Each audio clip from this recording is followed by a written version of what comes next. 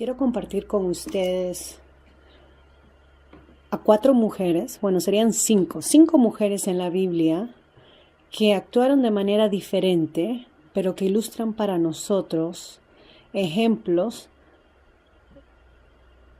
de lo que significa o no significa la palabra sometimiento. Muchas veces hemos estado estudiando Efesios 5, sin capítulo del 29 en adelante, pero muchas veces pensamos que la palabra sometimiento significa obedecer en todo. Pero ya hemos visto que cuando a las mujeres, a las esposas, se le llama someterse a sus maridos, este llamado no se le hace al marido que someta a sus esposas, sino a las mujeres que usen su voluntad y se pongan por debajo de la autoridad de su marido para que éste pueda dirigir en amor y ejemplizar entonces el liderazgo del siervo, que es imitar a lo que hizo nuestro Señor Jesucristo con su iglesia, que es el pasaje de Efesios capítulo 5. Entonces quiero invitar a 5 mujeres que nos van a hablar a través del Antiguo Testamento y dar ejemplos de cómo ellas actuaron. La primera se llama Tamar, el primer caso es Tamar, y esto lo vemos en Génesis capítulo 38. Este es antes de la ley de Moisés. Y acá se nos narra, si ustedes leen el capítulo 38, se nos narra que Judá tenía 3 hijos, de los cuales uno de ellos, el primogénito, se llamaba Y se casó con una mujer cananea que se llamaba Tamar. Pero resulta que murió y Tamar quedó viuda. Entonces, según la costumbre de aquel tiempo, los hermanos tenían que levantarle el nombre, la descendencia a través de la esposa para el marido, para su hermano, mantener la descendencia, mantener el nombre. Pero miren lo que se nos dice acerca de El versículo que estoy tratando de ver es el capítulo 38 de Génesis y el versículo 6. Después Judá tomó mujer para su primogénito la cual se llamaba Tamar. Y miren lo que dice el 7. Y el primogénito de Judá, fue malo ante los ojos de Jehová y le quitó Jehová la vida. Fue malo ante Dios. No sabemos específicamente cómo fue malo, pero también se nos dice que cuando Judá le dio a su segundo hijo entonces, a Onán, a Tamar, después de que ésta quedó viuda, para que cumpla con estos requisitos culturales, sociales y también religiosos de aquella época de levantar descendencia al muerto y no dejar también desatendida a la viuda, poder mantenerla a través de la progenitura, a través de los hijos que daba, las viudas quedaban desoladas y se quedaban sin marido y sin hijos. Entonces vemos que el segundo, miren el versículo 8, entonces Judá dijo a Onán, este es el segundo hijo, llégate a la mujer de tu hermano y despósate con ella y levanta descendencia a tu hermano.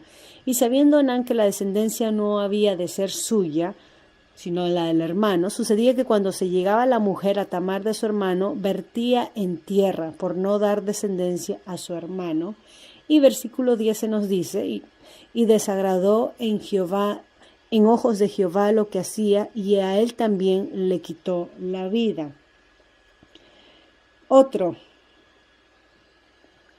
Tamar queda viuda del segundo hermano, el segundo hijo de Judá.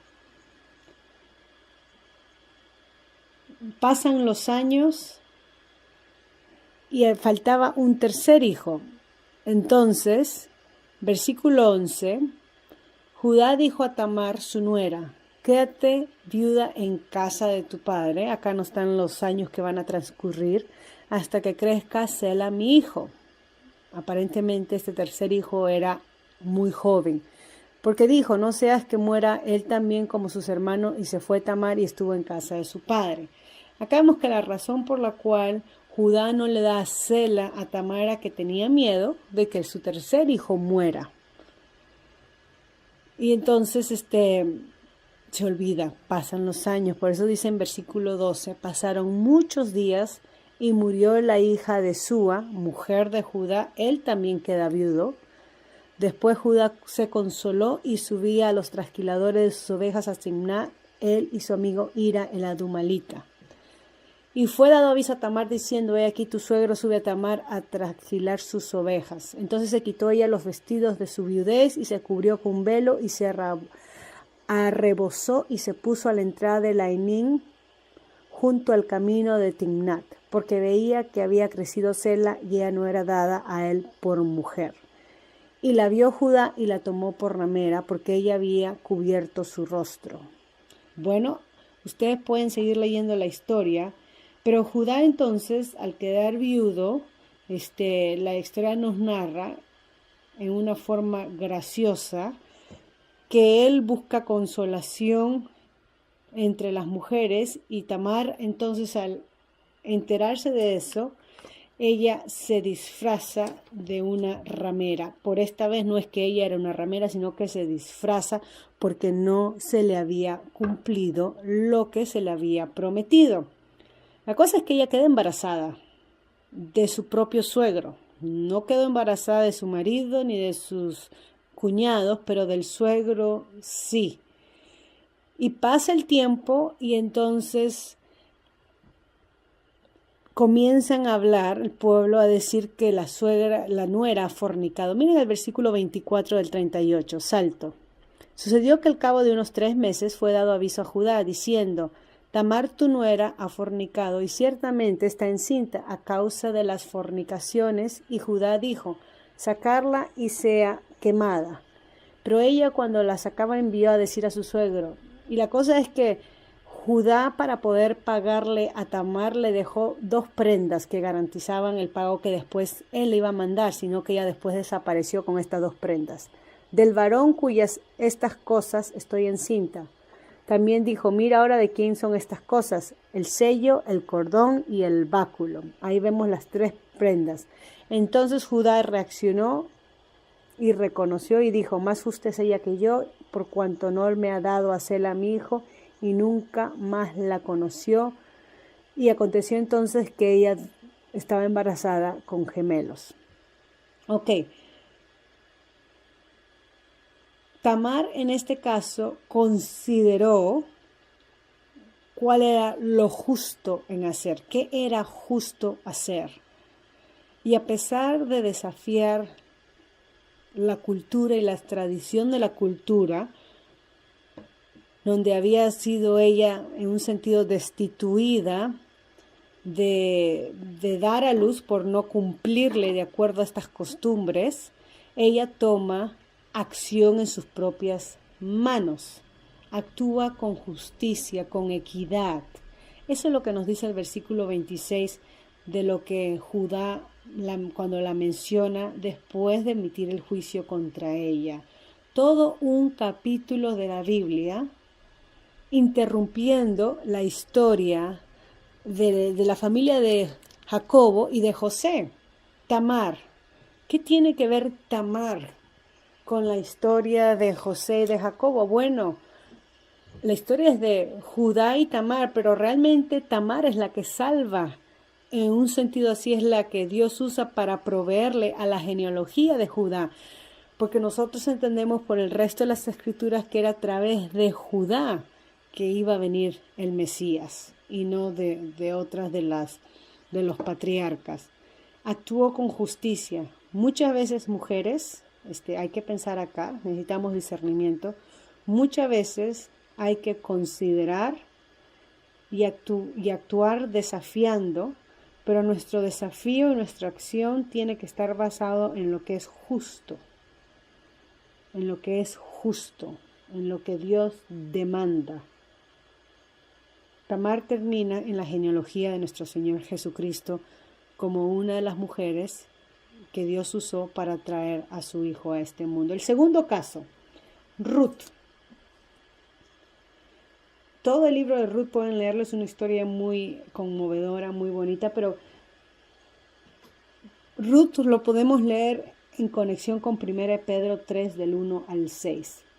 Según el libro, capítulo 1, versículo 16, dice que Ruth se compromete al Dios de Noemí, atándose ella a Noemí, al no querer abandonarla, a no querer dejarla, pero al hacer de Ruth su madre, al hacer de Noemí su madre, al hacer del pueblo de Noemí su pueblo y al hacer de el Dios de Noemí su Dios. Entonces, a diferencia de Orfa, la otra nuera que sí regresó a su casa, a su familia, a su nación, Ruth decide no regresar, pero continuar con Noemí. Y el capítulo 2, versículos 6 y 7 se habla sobre el testimonio de esta Ruth la Moabita, cómo trabajaba en el campo, según las leyes del campo. Una de las cosas que había en la ley era providencia para los pobres, donde cualquier fruto o espiga que se recogía y caía en tierra no debía ser recogida, sino dejada para los pobres, los extraños, para que coman de ella. Era la forma como Dios proveyó a las personas, siempre y cuando su pueblo obedeciera su ley. Y entonces capítulo 2, versículos 6 y 7 habla del testimonio de Ruth. Vamos a leerlo. Y este testimonio es dado por el mismo Boaz, de cómo el pueblo se había enterado de lo que ella había hecho. Versículo 6 y 7 del capítulo 2 dice así: Y el criado mayordomo de los segadores respondió y dijo: Es la joven moabita que volvió con Noemí de los campos de Moab, y ha dicho: Te ruego que me dejes recoger y juntar tras los segadores entre las gavillas. Entró pues, y está desde por la mañana hasta ahora, sin descansar ni aun por un momento. Entonces eso es lo que le cuenta uno de los trabajadores de Boaz. Al mismo Boaz, salto al versículo 11 de lo que estaba yo mencionando. Y respondiendo Boaz, le dijo: He sabido todo lo que has hecho con tu suegra después de la muerte de tu marido, y que dejando a tu padre y a tu madre y la tierra donde naciste, has venido a un pueblo que no conociste antes. Jehová recompense tu obra y tu remuneración sea cumplida de parte de Jehová, Dios de Israel, bajo cuyas alas has venido a refugiarte. Ruth tomó refugio en las alas de Jehová. Ruth tomó refugio en Jehová. Capítulo 3, versículo 10.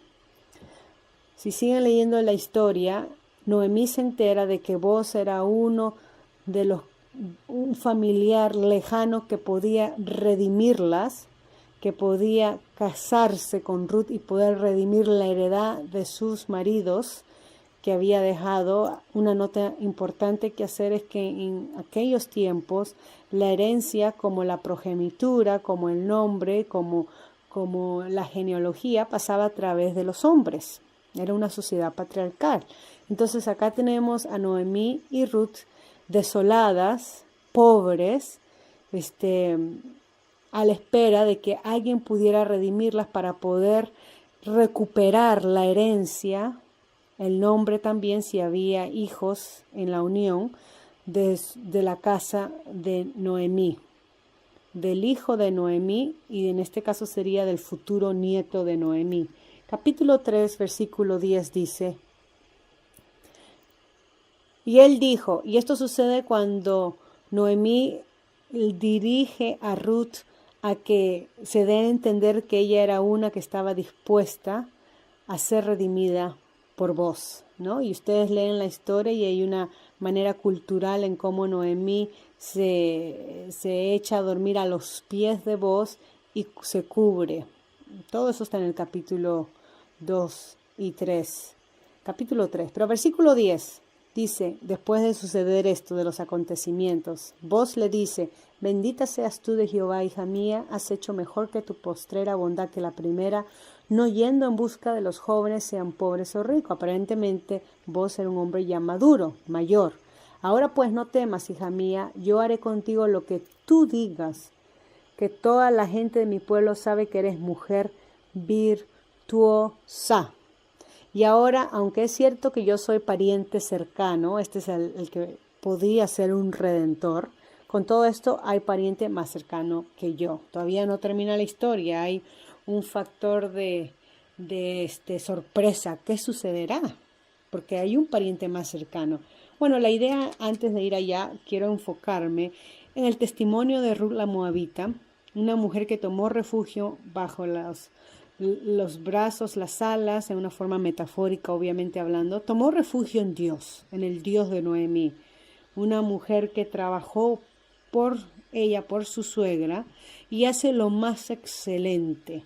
Obedece a su suegra en toda esta forma de darse a conocer a voz, o sea, se somete a su suegra y termina en el sometimiento a su suegra, en el consejo aplicado de su suegra. Por su parte, termina ella obteniendo lo que más desea.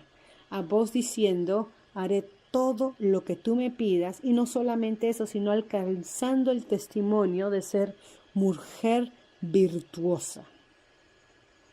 El caso de Ruth es un caso donde el testimonio habla más que las palabras, porque ustedes pueden leer el libro, este libro pequeño de Ruth, y no tenemos mucho diálogo de Ruth, no tenemos palabras elocuentes, ni tenemos discursos de Ruth, ni tenemos querellas o presentaciones de Ruth. Lo que tenemos de Ruth, lo que sobresale es el testimonio, cómo Ruth actuó en medio de la adversidad y cómo Dios, a través de esta mujer, la Moabita, pueblo enemigo de Israel, por cierto, cómo a través de esta mujer Dios trae consuelo al alma de Noemí, que se había cambiado de nombre a Mara, y cómo trae esperanza para lo que vendría a ser la clase del rey.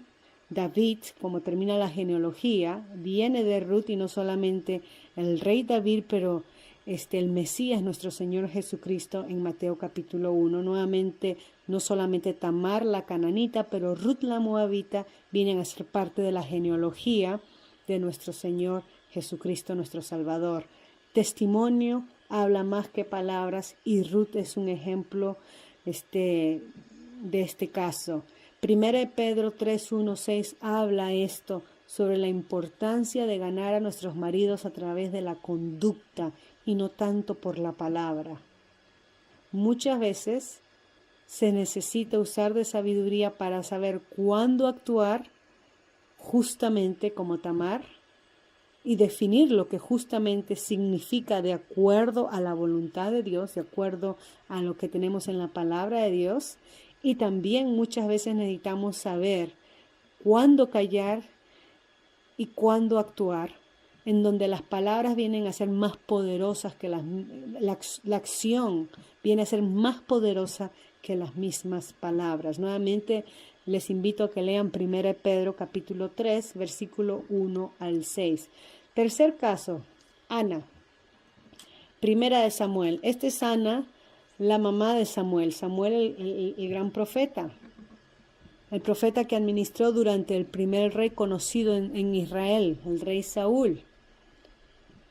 Y también fue el profeta que ungió al rey David. Pero me voy a concentrar entonces en la madre. Primera de Samuel, que es el libro que continúa después de Ruth. Capítulo 1, versículo 8. Elcana era el marido de Ana, y Elcana tenía dos mujeres. Ana era una y Penina era la otra. Resulta que Penina, la mujer de Elcana, le dio hijos, pero Ana, su otra mujer, no le daba hijos. Entonces acá tenemos Elcana, su marido, diciéndole a Ana, versículo 8, ¿por qué lloras? ¿Por qué no comes? ¿Y por qué está afligida tu alma? ¿No te soy yo mejor que 10 hijos? Esta era la condición emocional de Ana.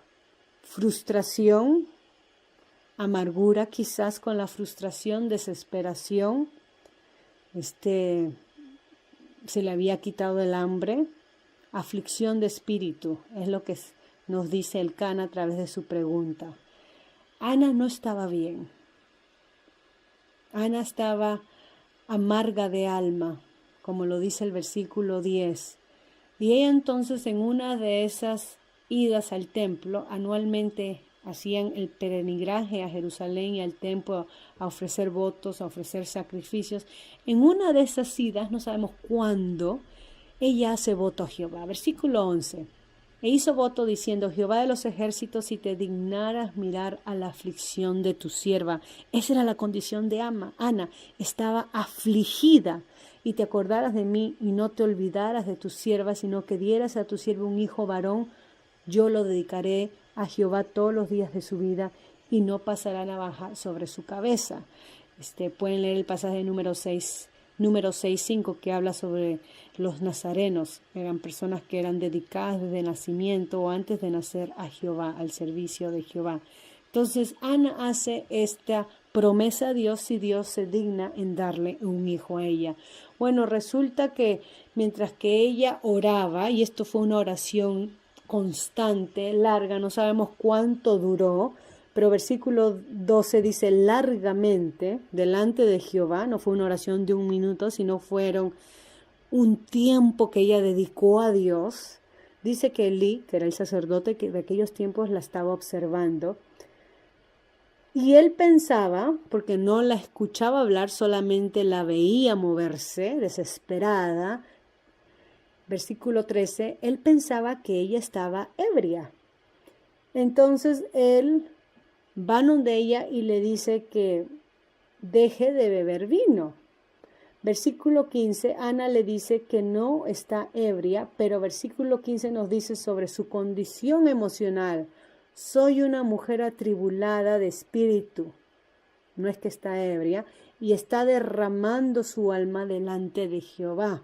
Esa era la condición emocional de Ana.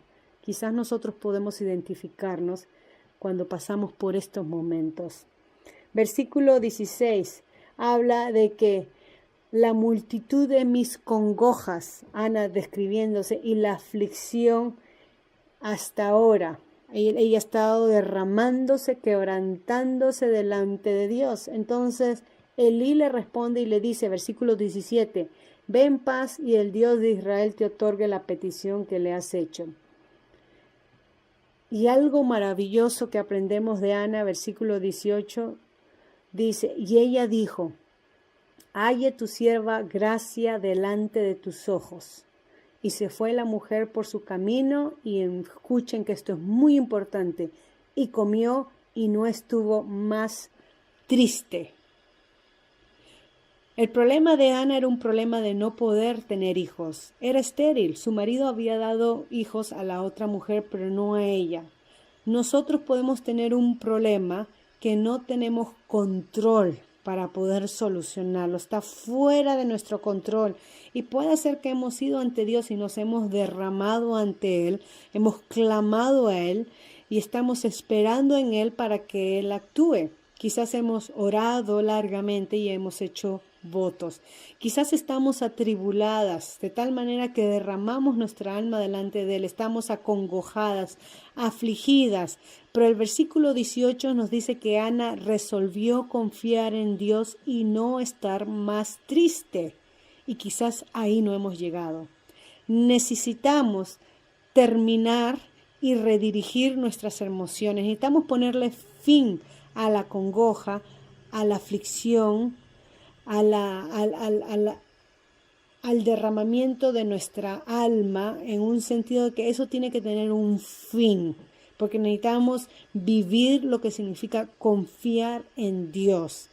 Acá Ana tomó control de lo que sí tenía control, de sus sentimientos, de sus emociones. Confianza en Dios. La confianza en Dios debe de triunfar y redirigir o dirigir las emociones. Y ese versículo 18 nos dice que ella resolvió no más estar acongojada, no más estar afligida, y es por eso que comió y no estuvo más triste. Somos responsables por lo que sentimos. No podemos echar la culpa a nadie de lo que sentimos. Tenemos la decisión de dejar los problemas que nos abrumen y nos aprieten y nos aflijan, o tenemos la decisión de traer esos problemas al altar, llevárselos a Dios con quebrantamiento de espíritu y confiar, una vez que se lo presentamos a Él, confiar que Dios va a actuar cuando nosotros estamos fuera de control, y porque Él va a actuar y porque Él está en control, entonces nosotros podemos comer y descansar en paz. Hay que ponerle fin a estas emociones, hay que redirigirlas para poder vivir en fe hacia Dios, que Él es el que se va a encargar. El caso de Ana presenta un caso que quizás quiero llevarle, aplicarlos a esto del sometimiento. Quizás nosotras mujeres, estoy hablando a las mujeres, podemos aplicarlo también a los hombres, estemos lidiando con un problema que no tenemos control, sea adicciones, sea infidelidad, sea maltrato. No tenemos control y estamos afligidas y siendo en un sentido abrumados por ello. Bueno, somos responsables de cómo actuamos hacia ese problema, cómo respondemos por el problema, y somos responsables de llevar esos problemas y dedicárselos a Dios. Y decidir entonces no más ser víctimas de nuestros problemas, no más ser víctima de nuestro destino, no más ser víctima de lo que no tengo control, pero confiar que Dios va a actuar en estas áreas fuera de control. Cuarto caso, el caso de Abigail y David. Esta es una historia maravillosa, fantástica, como todas las historias de la Biblia. Les invito a que lean, por favor, 1 Samuel 25. Por cuestiones de tiempo no voy a hacerlo, pero ese mismo libro de Samuel que nos presentó a Ana, madre de Samuel, nos presenta en el capítulo 25 la historia de Abigail, una mujer que fue conocida por su sabiduría. A igual que Ruth, que fue conocida por su virtuosidad, Abigail fue conocida por su sabiduría.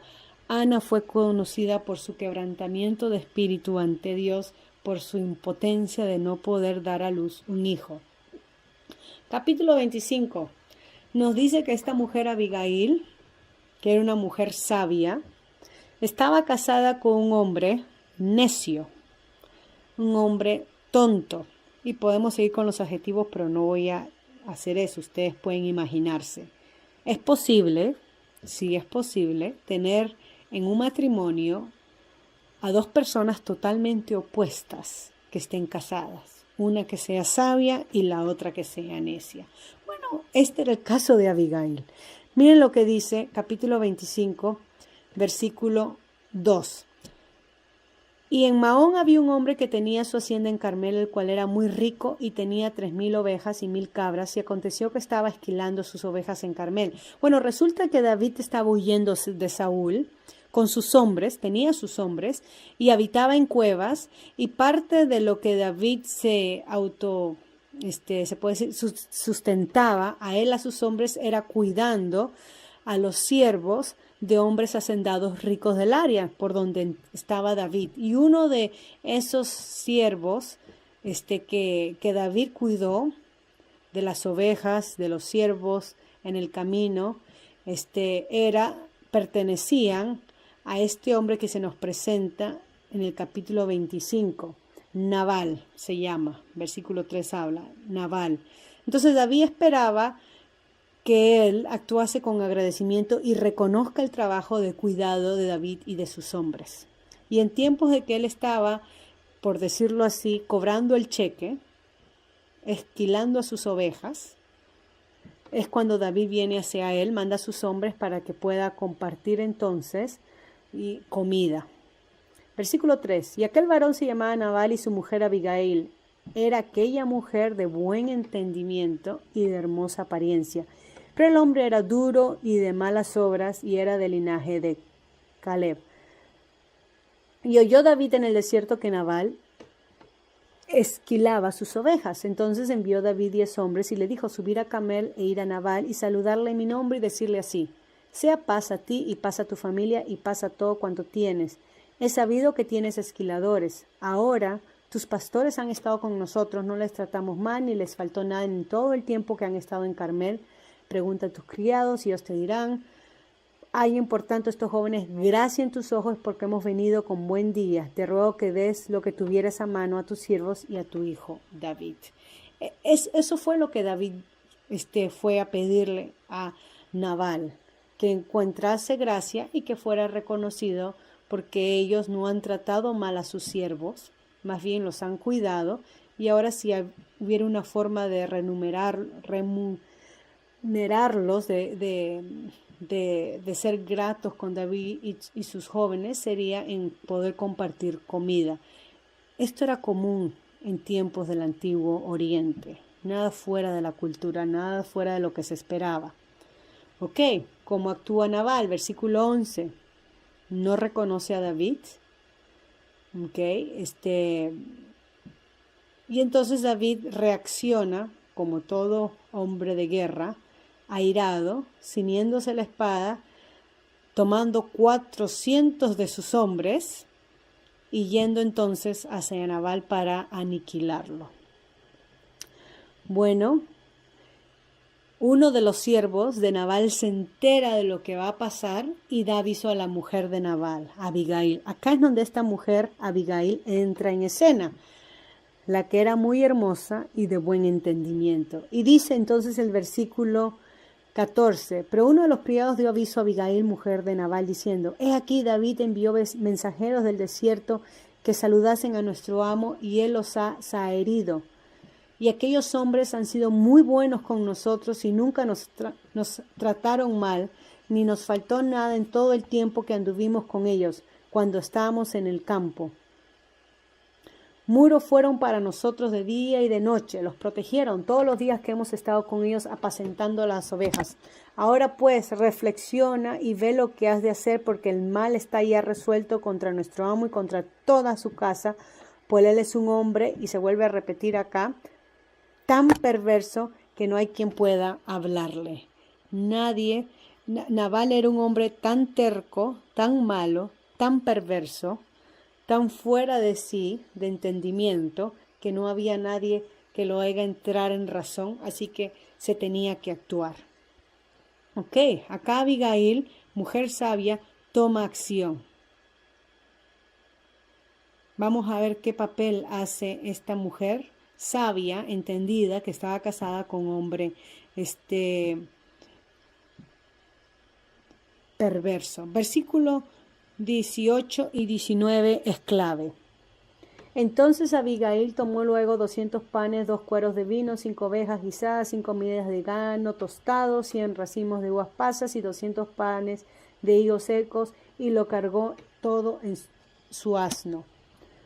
asnos. Y dijo a sus criados, id delante de mí y yo seguiré luego, y nada declaró a su marido Nabal. Acá quiero hacer énfasis. Ella se prepara, toma acción, porque reflexiona lo que va a suceder, y hace esto sin el consentimiento de su marido. Salto al versículo 23 al 31. Acá tenemos la escena en donde Abigail se encuentra con David, ya un hombre iracundo, listo a matar, listo a tomar venganza. ¿Qué se ha creído este Nabal de tratarme así después de la manera de cómo él ha sido tratado, sus criados, sus ovejas han sido tratadas? Entonces acá tenemos a Abigail humillándose, postrándose en tierra. Recuerden, ya ella actuó sin el consentimiento de su marido. Ahora ella se humilla en tierra, pide perdón, porque ella no se enteró de lo que sucedía, e intercede por la vida, no de su marido, pero por la vida de David. Ella prácticamente le dice que no se vengue, que no derrame sangre, que confíe en Dios, que Dios se encargará de su marido el perverso, que Dios se encargará de su marido que es insensato. En un sentido, acá lo que Abigail dice es como una forma profética, porque se cumple. Dios se encarga de su marido, y si ustedes siguen leyendo el texto, Nabal termina muriendo, ya sea a través de un ataque al corazón o lo que le viene, no sabemos específicamente, pero después de emborracharse y Abigail contarle lo que sucedió, él cayó se enfermó, algo le sucedió y Dios terminó entonces en unos cuantos días quitándole la vida. El caso de Abigail es una mujer que actúa con sabiduría, toma acción, reflexiona, sabe que está casada con un hombre perverso, con un hombre duro, con un hombre que es totalmente opuesto a ella, necio, y sin el consentimiento de él actúa para hacer lo que es más excelente, que sería salvarle el reinado a David, que no manche su reinado futuro que vendría, sin el conocimiento de su marido. ¿Qué casos, no? ¿Qué casos? Que la Biblia ordene a las mujeres,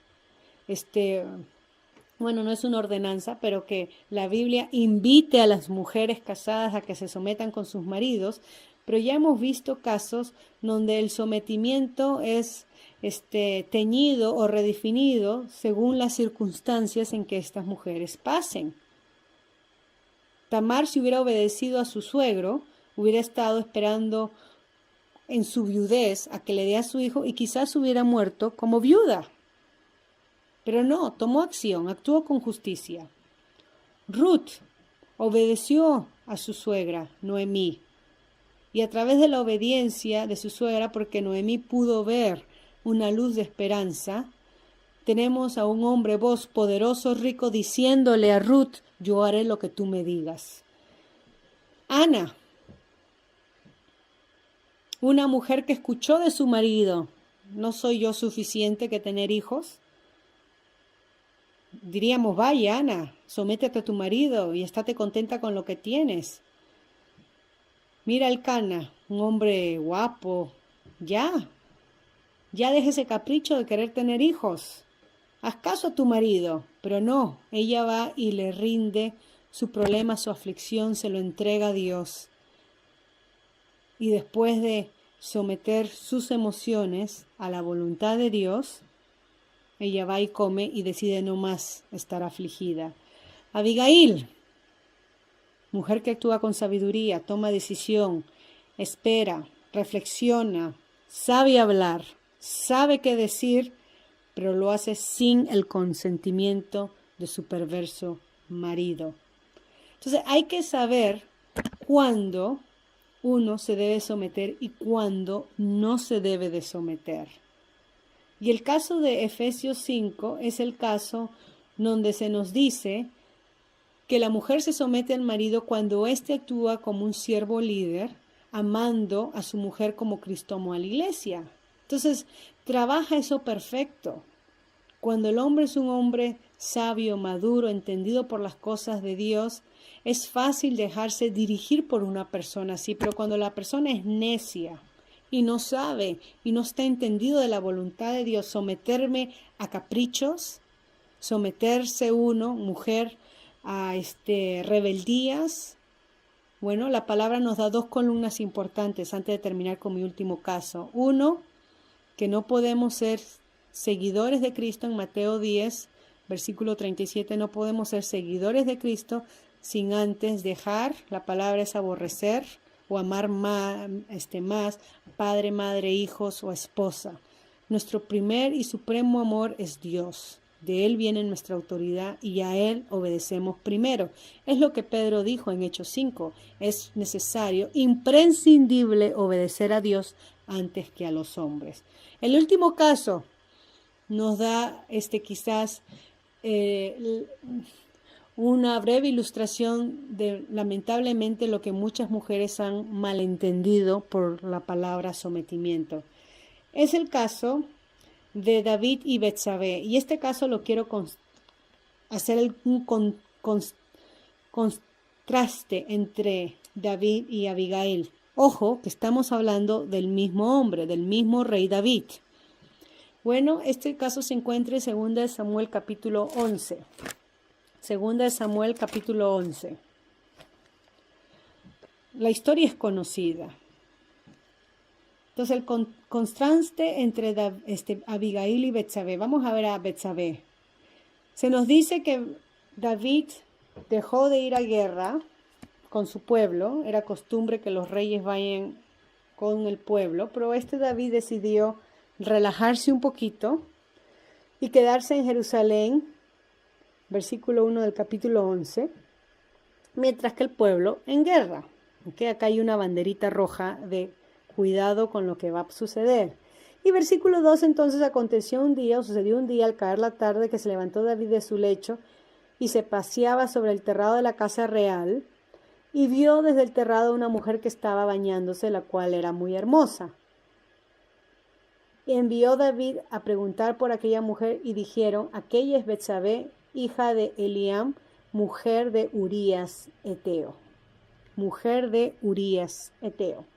Y envió David mensajeros y la tomó y vino a él y él durmió con ella. Luego ella se purificó de su inmundicia y se volvió a su casa y concibió a la mujer y envió a hacerlo a saber a David diciendo estoy encinta. Acá tenemos el caso cuando David codicia a Betsabé, mujer casada, en contra de la ley mosaica. Deuteronomio 22 habla sobre estos casos. Si ustedes leen capítulo 22, versículos 13 en adelante, sobre adulterio y fornicación. Acá David adultera tomando una mujer casada que pertenecía a otro hombre, por decirlo así, y la toma, pero ella no se lo impide. Betsabé, consciente en su silencio da consentimiento, y claro, uno diría, pero este es el rey, decirle no a un rey sería costarme la vida. Betsabé no se defiende, no habla, no dice evita el mal que puede caer sobre ti, evita pecar contra Jehová. Betsabé fue sumisa a la maldad, consintió, habilitó el pecado de David. Ella sabía lo malo que estaba haciendo porque según el versículo 4, la parte segunda dice, se purificó de su inmundicia y se volvió a su casa. Mire, esto es muy sencillo. Por un lado tenemos a Abigail que confronta al rey. Bueno, ya era rey, pero todavía no se había sentado en el trono. Ya había sido ungido, pero todavía no se había sentado en el trono porque David resolvió no tomar venganza o no sacar a Saúl. Dejó que Dios hiciera eso. La cosa es que si tenemos a una mujer en años anteriores de David, confrontando a David en el camino o intercediendo a David en el camino, en el momento que este hombre como soldado estaba enfurecido, listo a matar, respirando sangre, y Abigail fue capaz de pararlo por la manera en que habló y en que se humilló y se dirigió a David, ¿qué nos hace pensar que Betsabé no tuvo la misma oportunidad de impedir que David pecase? No le quiero echar la culpa solamente a Betsabé, pero este es un caso en donde ambos son culpables. Uno por codiciar y hacer lo que estaba contrario a la ley de Jehová, y la otra por consentir y no hablar sobre el mal que se estaba haciendo. Versículos 26 y 27 se habla sobre Betsabé, es conocida como la mujer de Urías. Okay.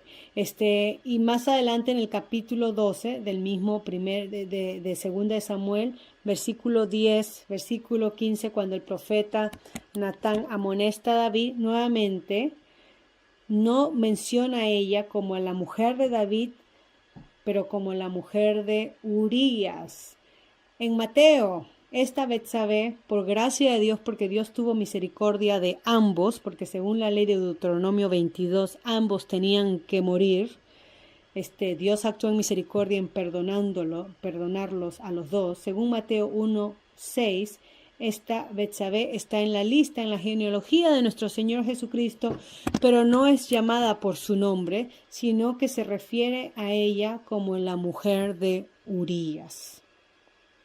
El ejemplo de Betsabé es un ejemplo cuando una mujer es sometida o se somete al mal.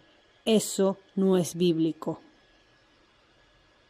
Somos llamadas a someternos, pero para poder avanzar la causa del reino, para poder dar testimonio del glorioso evangelio, para poder decir que este es poder testificar que esto es lo que significa Cristo vivir en mí, ser sometidas, ser humildes, ser mansas de corazón. Cristo ha formado en mí. Actuar en sometimiento es actuar con madurez, es actuar con sabiduría, pero actuar con sometimiento no significa que dejamos el cerebro en la puerta, significa reflexionar y saber cuándo es que uno necesita someterse y cuándo es que uno no necesita someterse. Recuerden a Abigail, hizo todo sin el consentimiento de su marido. Por el otro lado, recuerden a Betsabé, consintió, se sometió al mal que estaba tendido para David. No es bíblico. Entonces tenemos 4 casos. El último, 2 mujeres que he querido hacer un contraste. Tamar, Ruth, Ana, Abigail y Betsabé. Son 5 mujeres, pero 4 casos que he compartido con ustedes. Hay que tomar responsabilidad propia como Tamar, hay que saber actuar justamente. Hay que dejar que nuestro testimonio y nuestras acciones hablen más que nuestras palabras. El caso de Ruth es la esencia de la virtud. Hay que saber confiar en Dios nuestros problemas, especialmente aquellos que no tenemos poder en resolverlos. Hay que confiar que Dios sí lo tiene y hay que entender que el poder que tenemos es el poder de poder redirigir nuestras emociones, como Ana, que de estar afligida decidió comer y no más estar triste. Hay que saber cuándo hablar con sabiduría, hay que saber buscar el bien de otros, hay que saber cuándo actuar sin esperar el consentimiento de aquellos que no saben lo que es sabiduría. Abigail. Hay que saber cuándo no ceder al pecado, cuándo pararnos delante de Dios, y es mejor quizás aún arriesgar nuestras vidas que encallar y ser cómplice de la maldad. Hermanos, hermanas, si vamos a someternos, necesitamos la sabiduría de nuestra parte. No es una palabra que solamente se nos dice sometámonos en todo, pero hay que ver las situaciones, las circunstancias y los casos en los que se nos está invitando a que se nos someta o quizás que no nos sometamos. La palabra de Dios es viva y eficaz y es la autoridad necesaria de Dios para dirigir, cambiar y transformar nuestras vidas. Que el Señor nos dé de su sabiduría para poder saber cuándo, cómo actuar, cuándo y cómo someternos. Que el Señor los bendiga.